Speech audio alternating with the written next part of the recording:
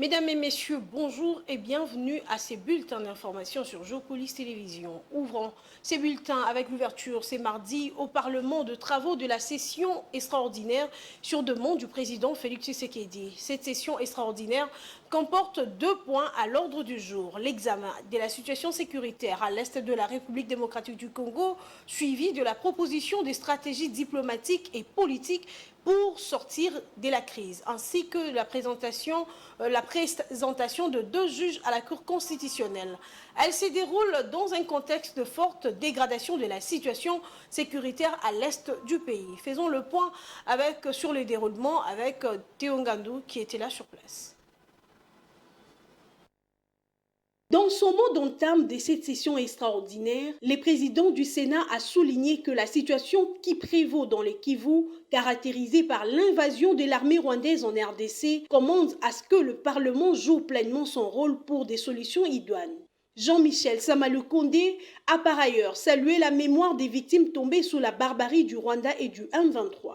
Honorables sénatrices, honorables sénateurs et chers collègues, nous avons tous suivi l'appel à la mobilisation générale, la résilience et la résistance ainsi que l'unité lancée par son Excellence Monsieur le Président de la République et chef de l'État. Cet appel lancé à la nation tout entière, particulièrement nos jeunes, s'adresse également au Parlement. À en croire Samalukonde, depuis son accession à l'indépendance, notre pays est la cible d'un complot international nourri par la convoitise des richesses inestimables qui regorgent notre sol et sous-sol.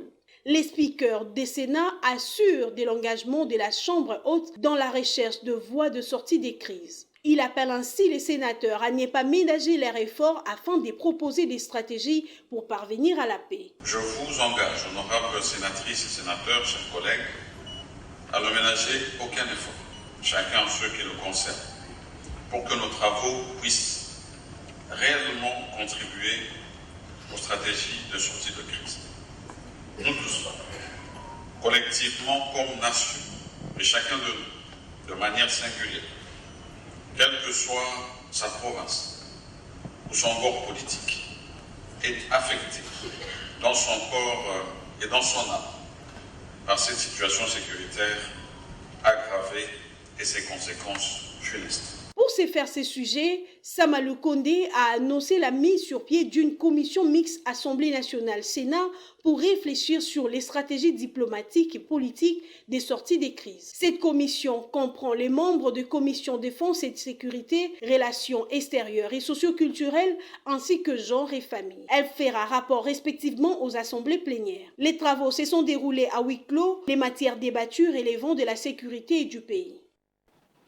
Parallèlement, face à l'intensification de la crise dans l'Est, le chef religieux catholique et protestant ont proposé une alternative pacifique pour la résolution du conflit. Un plan qu'ils ont d'abord présenté au chef de l'État, Félix Tshisekedi, puis au président de la Chambre basse du Parlement, Vital Kamerhe. Ce mardi, c'était au tour de l'opposant Martin Fayulu, le leader de l'Amouka, de s'en imprégner. Gigi Nende nous en donne les détails. L'attaque de la ville de Goma par l'armée rwandaise, soutenue par les rebelles du M23, la République démocratique du Congo traverse une période de crise profonde. Face à cette situation, les leaders religieux catholiques et protestants ont pris l'initiative de proposer un projet de sortie de crise sans bain de sang, affirme-t-il. Leur objectif, faciliter le dialogue et la réconciliation entre les acteurs politiques congolais et, à travers eux, l'ensemble des Congolais. Ce mardi 4 février, ils ont échangé avec l'opposant politique Martin Fayulu, leader de la coalition Lamouka. Selon leur dire, le projet de sortie de crise a été accueilli favorablement. Fayulu a exprimé son engagement envers toute initiative visant à résoudre la crise et à mettre fin à l'instabilité dans l'est du pays. Les entretiens se sont très bien passés, il a accueilli avec intérêt, il a fait des observations des fonds et des contributions.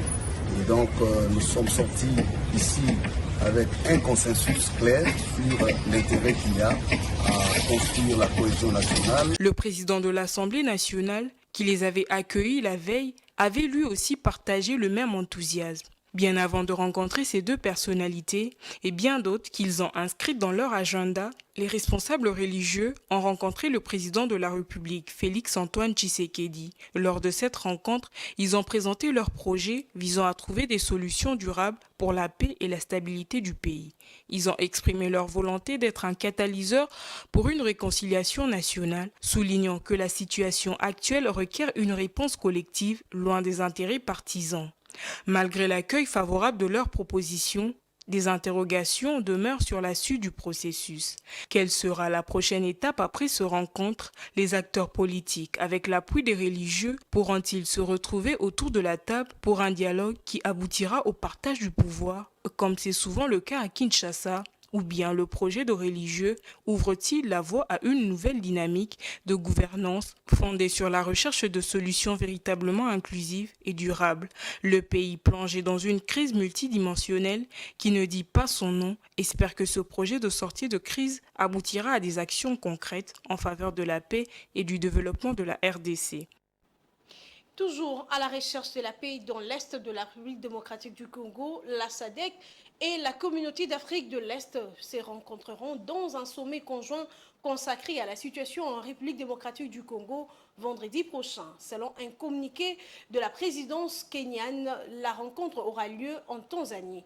La présidente tanzanienne a affirmé que le président Félix Tshisekedi et son homologue rwandais Paul Kagame ont confirmé leur participation à cette réunion. Patrick Lunga.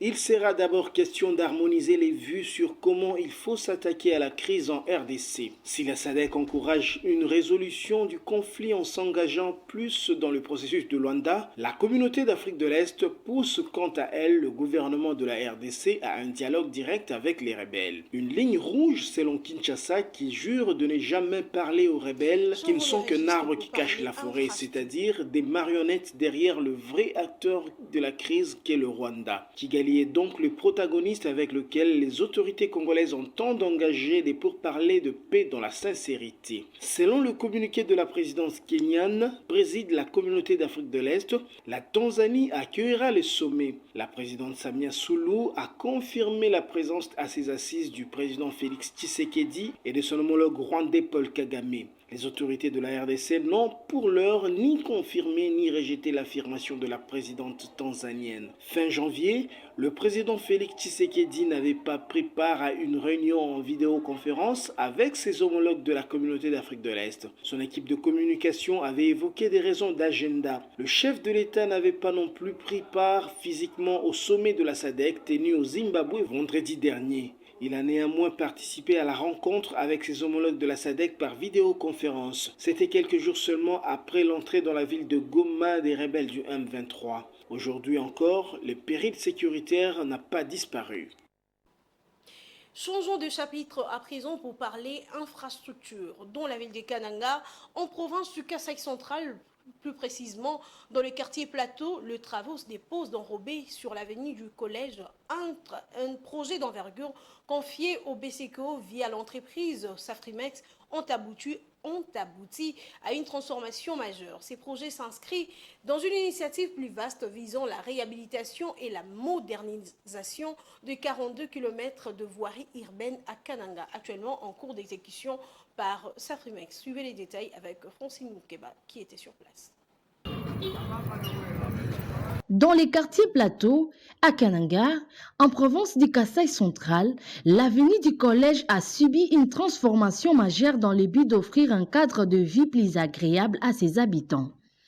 Le gouvernement central a confié au BCCO, via l'entreprise Safrimex, la responsabilité de l'exécution de ces travaux.